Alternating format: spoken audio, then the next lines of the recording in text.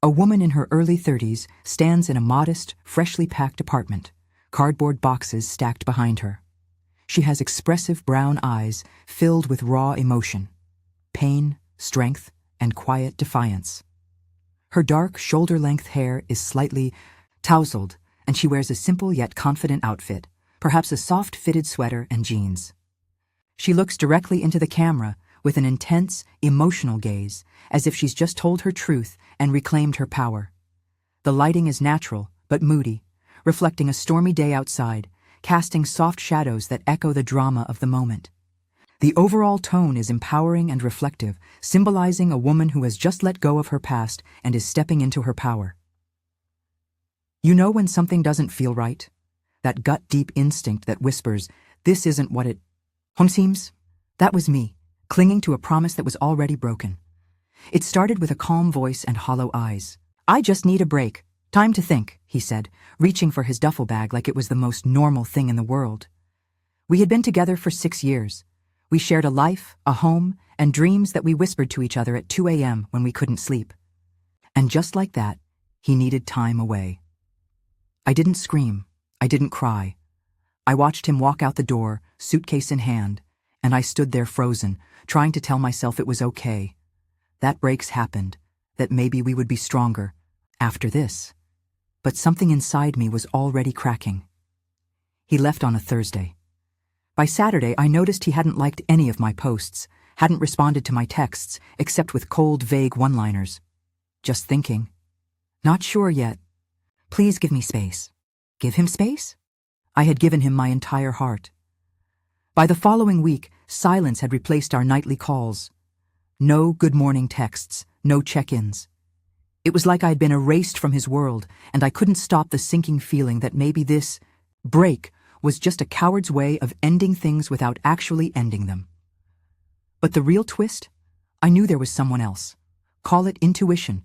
Call it years of studying his tells. His sudden concern about his hair, the cologne he hadn't worn in months now sprayed generously each morning, the late-night gym visits that began out of nowhere. I saw the signs. I just didn't want to believe them. Until I did. One evening, I sat on the couch, phone in hand, scrolling back through our messages from happier days, hoping to feel something other than this gnawing pit in my stomach. That's when I noticed the overlap. Times when he said he was working late, yet he'd post a story from a location he hadn't mentioned. Bars he never liked, music venues he didn't care for, places I knew she liked. Her name was Mia. She used to work with him. Just a friend, he always said. The kind of friend who laughed a little too loudly at his jokes and touched his arm a little too often. I'd asked him once, point blank, if anything had ever happened between them. He laughed. "Seriously? You're being paranoid." Maybe I was. Or maybe I was just trusting the wrong person for too long. Then, like fate handing me the dagger, I found the messages. I wasn't even trying. I was on my laptop looking for a recipe we'd saved together when I opened his synced email by mistake. I shouldn't have looked, but I did, and there they were. Lines of flirtation, longing, and lies. Plans to meet, secrets shared, mentions of me, always in past tense. I think she suspects something. We're just taking a break. She won't find out. Every word was a nail in the coffin of our relationship. My heart didn't just break, it shattered. Not because he cheated, but because he lied so effortlessly. That was the moment something inside me shifted. This wasn't just heartbreak. It was betrayal. It was deceit, packaged with a smile and tied in ribbons of manipulation. He thought he was smarter than me, thought he could juggle both until he decided which one of us he wanted. But he underestimated me, because from that moment forward, I wasn't the naive girlfriend waiting for answers. I became the woman who would make sure he regretted ever lying to me. And I was just getting started. I didn't confront him immediately. No, I sat with the truth like it was a storm cloud above my head, and I let it pour. I let myself feel every drop of betrayal, every ounce of humiliation, and every second of rage. I knew if I confronted him too soon, too raw, I'd explode. And he didn't deserve my pain, he deserved my clarity. My strategy. But let me be clear, the betrayal didn't stop at the messages. That was just the surface. Because once I started paying attention, I realized how deep his web of lies truly went. He had created a parallel life, one where I was the boring, predictable partner, and she was his exciting little escape. The more I dug, the more I realized how much of our life had been slowly eroding while I clung to what I thought we were. Every late meeting, she was there. The weekend trip with the guys, he flew her out. The new credit card, he said, was for emergencies. He'd been using it to wine and dine her. It was like my entire relationship had been gaslighting on loop. And the worst part? He had the audacity to leave me in emotional limbo, telling me he needed time to think, to breathe, while he was out living a second life. What kind of person does that? What kind of man can look you in the eyes, tell you he loves you, then turn around and whisper sweet nothings into someone else's ears? I was grieving someone who wasn't even real, and meanwhile, I was left to deal with the fallout alone. He had been helping with our rent. We lived in a shared apartment we both signed the lease for. But since he needed space, he hadn't sent a single dime. I was scrambling, working overtime, dipping into my savings. And there he was, taking selfies on rooftop lounges and sharing inside jokes with her in messages I was never meant to see. Financial stress, emotional devastation, a growing pit of anger in my gut that burned hotter every time I thought of his smug little face texting her under the table. And yet, somehow, he still pretended everything was on pause. As if I was just supposed to sit and wait like a loyal dog for him to decide if I was worth returning to. No explanation, no closure, just silence wrapped in passive excuses. That's when it clicked. He didn't care. He never did. Not enough. At least, not enough to treat me like a human being. And the more I understood that, the more the pieces of our past started falling into place. The way he'd dismissed my concerns, the way he always made me feel guilty for asking questions, the times he'd snap at me for being dramatic when I noticed red flags. I wasn't overreacting. I was being conditioned to accept less, to doubt my own instincts. That realization broke me in a different way. Because this wasn't just about him cheating. It was about me, about how much of myself I had dimmed to keep him happy. About how long I had sacrificed, waited, and hoped for a love that was always one-sided. He stole my trust, my security, my time. And now, he was out there living like he'd done nothing wrong. But I wasn't about to let that continue. This wasn't just a broken heart anymore. It was a wake-up call. He left a mess, thinking I'd just clean it up quietly and cry into my pillow while he played house with someone else. But he didn't know who he was dealing with. He thought he ended things on his terms. He was wrong. He started a war, and I was done playing nice. It would have been easier if this was just about heartbreak.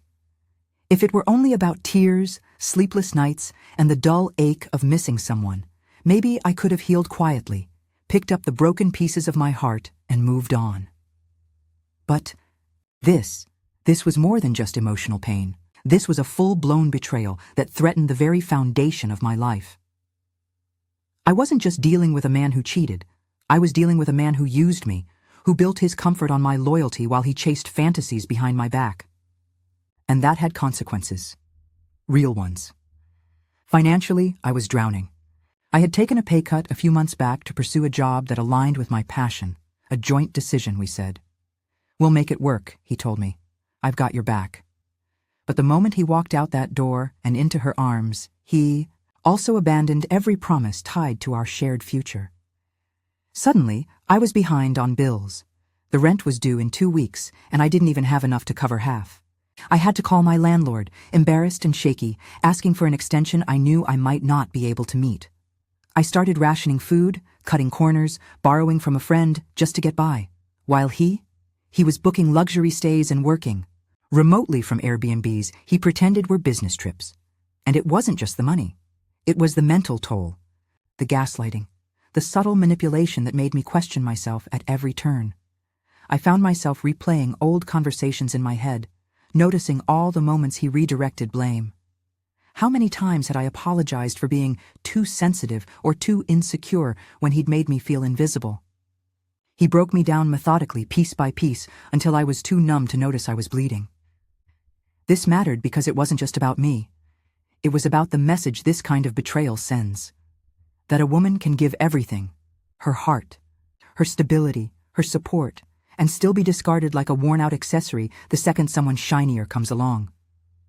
It was about dignity, about justice, about standing up, not just for myself, but for every woman who's ever been told, "You're overreacting," when she sensed the truth. About every person who's been left behind while their partner chased excitement without consequences. He had crafted a narrative where he was the victim. I just needed time. Things got too routine. We weren't happy anymore.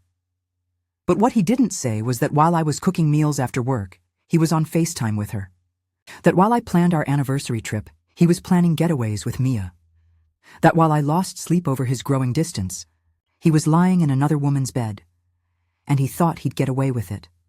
He thought I'd be too hurt, too paralyzed by heartbreak to fight back. But that's where he miscalculated. I may have been broken, but I wasn't destroyed. This betrayal mattered because it took everything from me, but in doing so, it gave me something more dangerous than heartbreak. Clarity. It woke up a part of me that had been sleeping for too long, the part that remembers who I am when I'm not shrinking myself for someone else's ego. And now that I was awake, he was going to learn exactly what happens when you mistake kindness for weakness. This wasn't just personal anymore. It was war. There's a moment, right after the heartbreak subsides and the fog of confusion clears, when everything clicks. When your pain sharpens into purpose.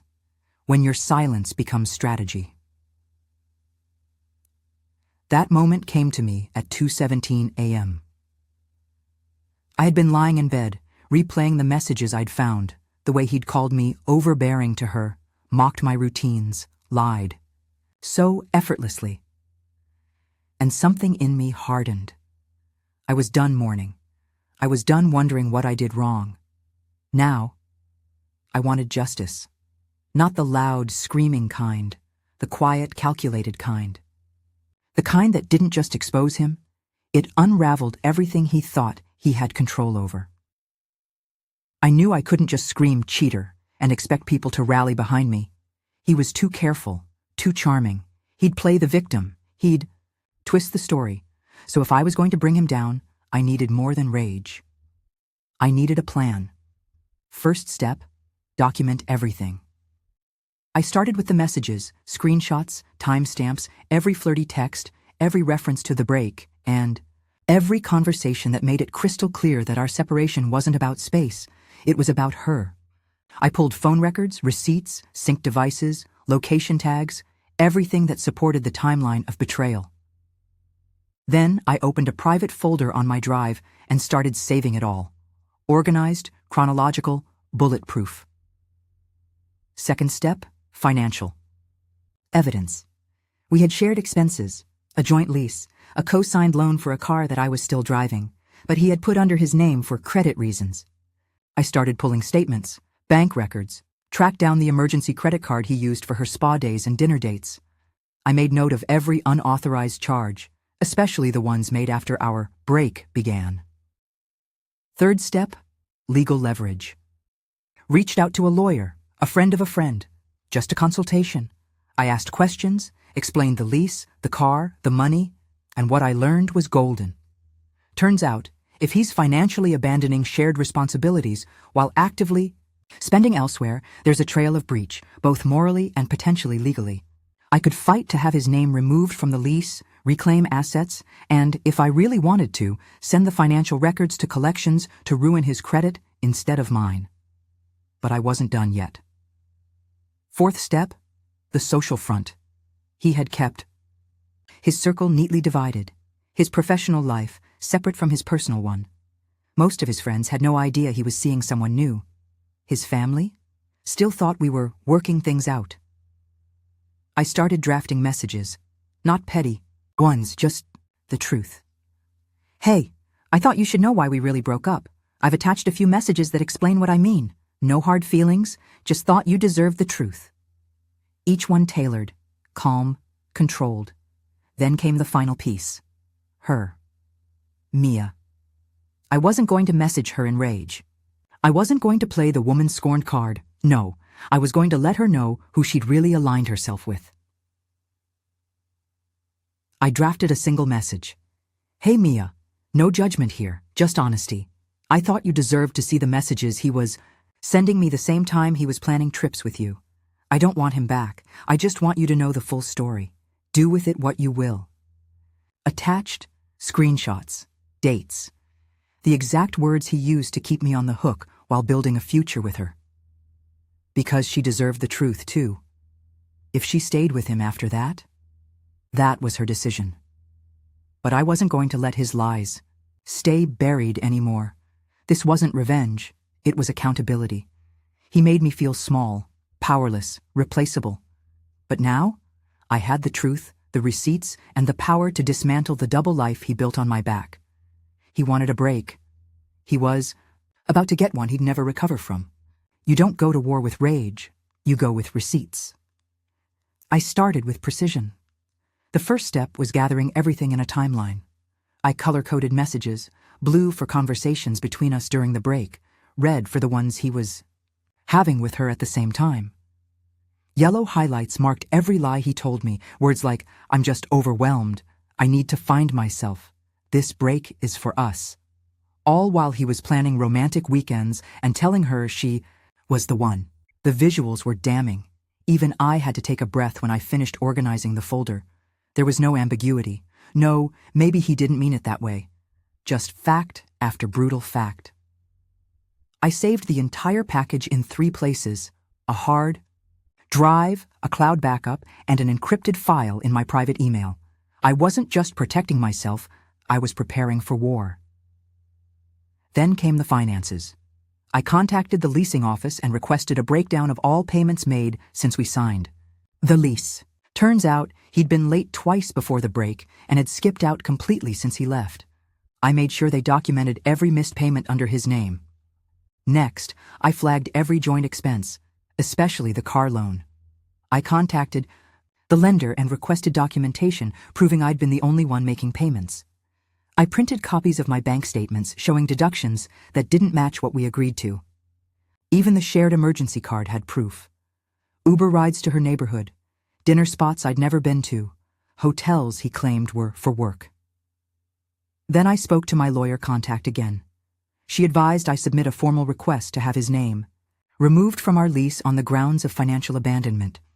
She even offered to draft a notice of potential legal action if he refused to take responsibility for the car debt. Let him know you're not bluffing, she said. Sometimes, karma needs a nudge. I was ready to nudge, shove, if needed. But before I did, I went after the one thing he cared about more than money, his image. He was an online personality in a niche industry. Nothing massive, but enough to have a reputation. He'd built a modest following, always, preaching integrity and discipline like he was some kind of life coach. So I created a private account, not to dox, not to ruin, just to expose. I posted screenshots of his texts, cropped, redacted for privacy, but clear enough to show who he really was. When a life coach manipulates 2 women at once, I wrote, here's what taking a break really meant. I tagged no one. I let it sit. And it spread like wildfire. People recognized him.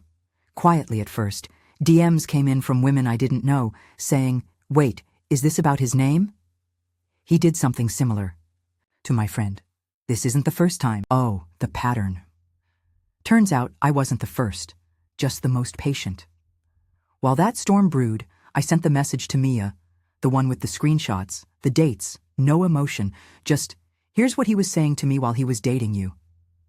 She didn't reply, but I saw the ripple within a day. She unfollowed him, then blocked him. And then I got the text. From him. Why are you doing this? I stared at it for a long moment, then typed back one sentence. Because you made me the villain in a story where I was the victim. Then I blocked him. No drama, no back and forth. Just silence.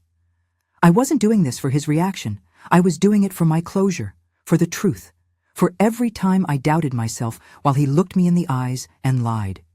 He had gambled with my trust, my money, my time. And now he was bankrupt in every sense. He showed up at my door 2 days after I blocked his number. It was raining, of course. It always is in moments like these, like the universe decides to turn on its own dramatic lighting. He stood there, drenched, holding his phone like a prop he didn't know how to use anymore. His once confident eyes were dull, confused. I didn't flinch when I opened the door. "Can we talk?" he asked. Talk?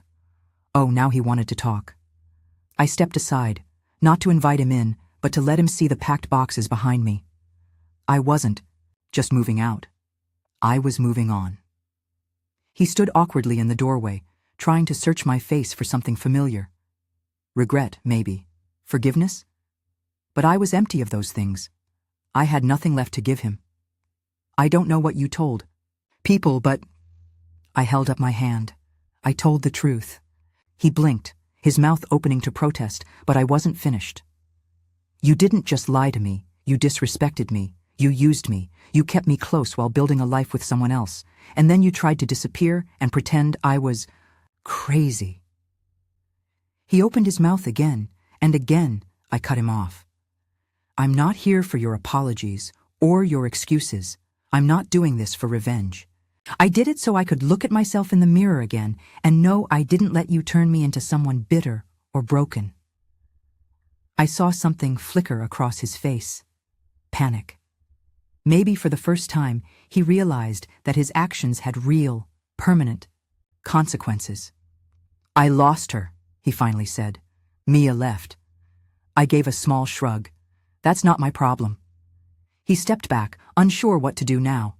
The charm wasn't working. The fake tears didn't move me. He was unraveling right there on my porch, and I didn't feel sorry for him. I felt free.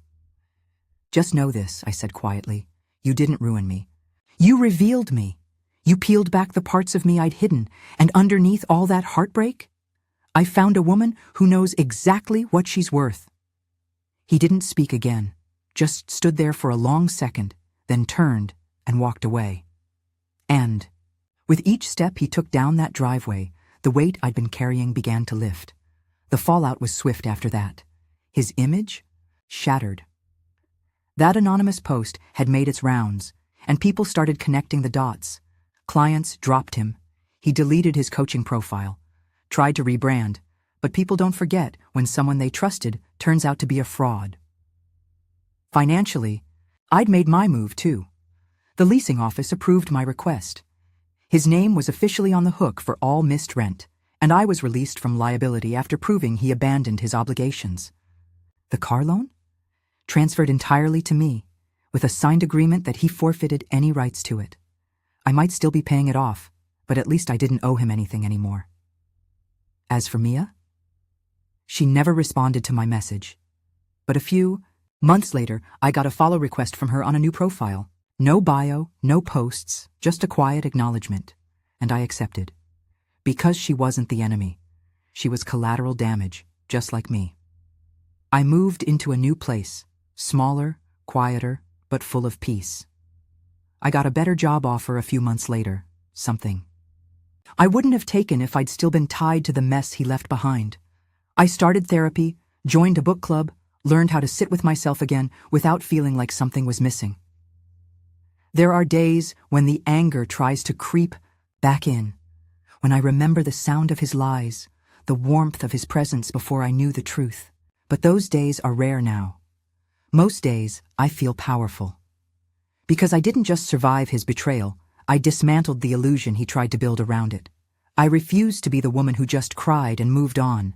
I became the woman who fought, back with truth, with dignity, with evidence. He said he was taking a break, but I broke the cycle. And in doing so, I finally set myself free.